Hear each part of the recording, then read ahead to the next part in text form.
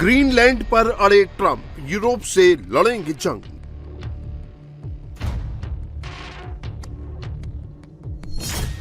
America को दे दी Denmark ने बड़ी चेतावनी। Der noterer jeg mig jo også bare, at den amerikanske præsident er ukonventionel, for at udtrykke det diplomatisk, men Amerika er også andet og mere end den amerikanske præsident. Jeg har lige været der. Der er også checks and balances i det amerikanske samfund.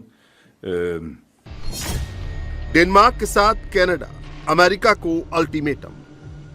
The future of Greenland is a decision for Greenland and for the Kingdom of Denmark.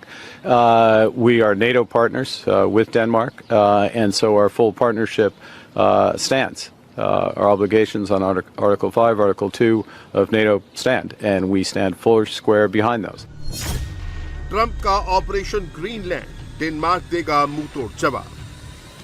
I will say that I would never expect a NATO country attack another NATO country.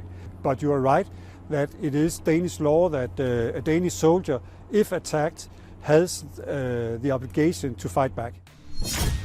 क्या America versus Europe होगी world war 3?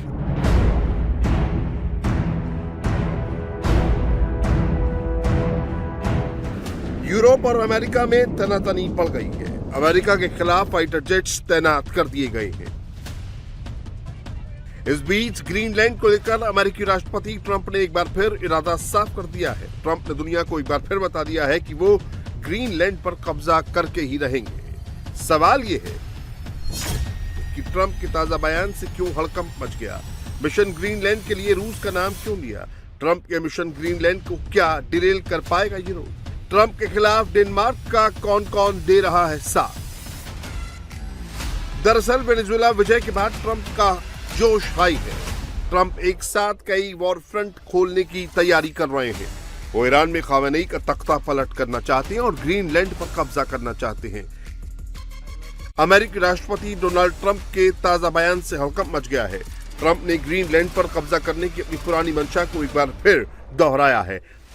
Trump ने social media platform पर एक post में लिखा कि NATO पिछले 20 सालों से डेनमार्क को ये कहता रहा है कि आपको रूसी खतरे को ग्रीनलैंड से दूर करना होगा, लेकिन दुर्भाग्यवश डेनमार्क ने इसके लिए कुछ नहीं किया।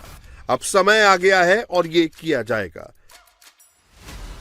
डोनाल्ड ट्रंप के इस बयान के बाद ग्रीनलैंड की स्थिति काफी नाजुक हो चुकी है। यूरोप में हड़कंप मच गया है। ट्रंप के ऑपरेशन ग्रीनलैंड का यूरोप के कई देश विरोध कर रहे हैं। फ्रांस, ब्रिटेन, जर्मनी जैसे ताकतवर देश अब डेनमार्क के सपोर्ट में खड़े हो गए हैं।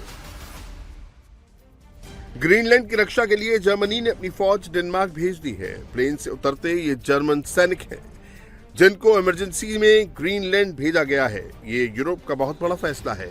नाटो के सैनिक ग्रीनलैंड की रक्षा के लिए तैनात होने लगे हैं।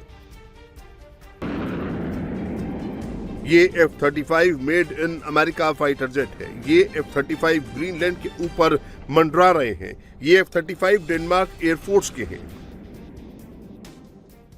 पहली बार ऐसा हो रहा है कि अमेरिका और यूरोप आमने सामने आ रहे हैं। ट्रंप की धमकी के बाद नाटो में दरार है, क्योंकि अमेरिका नाटो का सबसे शक्तिशाली पार्टनर है और अब वही ग्रीनलैंड पर कब्जे की बात कर रहा है।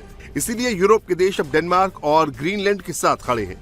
डेनमार्क की नौसेना ग्रीनलैंड के डिफेंस के लिए लगातार गश्त लगा रही है।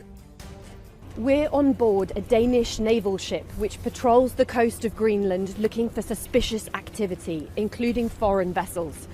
President Donald Trump has suggested the waters around Greenland are full of Russian and Chinese ships. But we've spoken to plenty of people here who say they've never seen them, as well as experts and officials who say that claim is false. Denmark and some of its NATO allies have scrambled to send personnel here at a time when Trump is insisting the US must own this Arctic island.